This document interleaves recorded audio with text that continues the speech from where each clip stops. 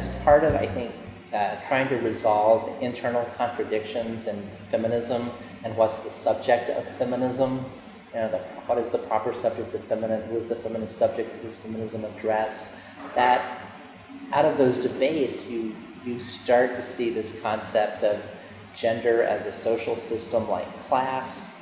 You start to see it as being something that's socially constructed, that it's not just biologically given, and that you have these debates about whether or not understanding the subordination and oppression of women by men is sufficient to understand women's oppression, or whether you need to talk about different axes of power, whether you have to talk about disability or race or whatever, and that in that debate between, what you might call the difference model and the differences model, that transgender becomes this really interesting test case. Transgender studies becomes a way for many people to, I think, wrestle with what embodied subjectivity means in the early 21st century. It becomes a way of thinking about biotechnologies, it becomes a way of thinking about new media technologies, it becomes a way of thinking about identity politics, it becomes a way of thinking about feminism, it becomes a way of thinking about cross-cultural variation and how we understand what a person is.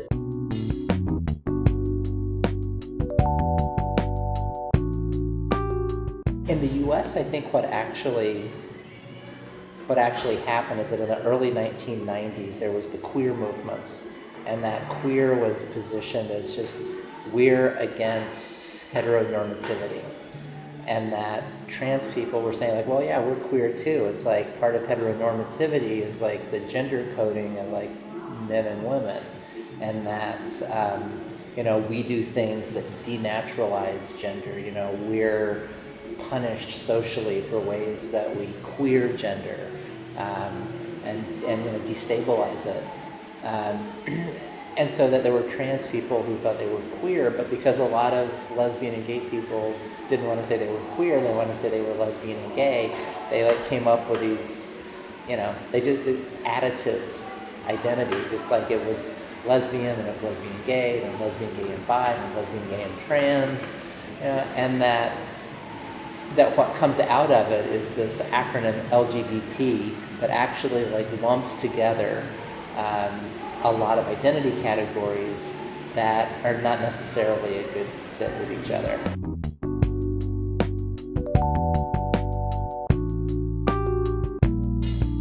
The T, it's not a sexual orientation category. It's not about, do you love somebody of the same gender? It's, what gender am I? So, I think it's for a lot of gay and lesbian people, there's just a basic incomprehension or a disinterest or a sense of not recognizing transgender people as, also being a sexual minority that, is dealing with some different issues. So, I think there's a complicated and conflicted relationship.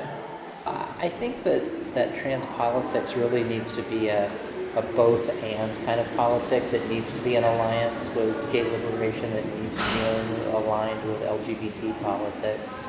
It needs to be aligned with feminism. And sometimes it needs to be doing its own thing. There's really not a proper way to be anything. There's just a wide range of ways of being a person. And just non-transsexual people who are heterosexual, they face all kinds of pressures to be, a proper man and a proper woman. Gay and lesbian people, it's they have pressures to be the right kind of gay person and the right kind of lesbian person. And trans people, increasingly, it's the same thing. It used to be a trans person, you were completely, outside the realm of what was acceptable. What's changed recently is that rather than trans being a category of person that is completely excluded from legitimacy, social legitimacy, it becomes kind of like everything else. There's a right way and a wrong way to do it, and the right way is the way that is easiest for dominant cultural notions of manhood and womanhood, masculinity and femininity, being male, being female. That if trans people can fit into that and not trouble foundations, no problem.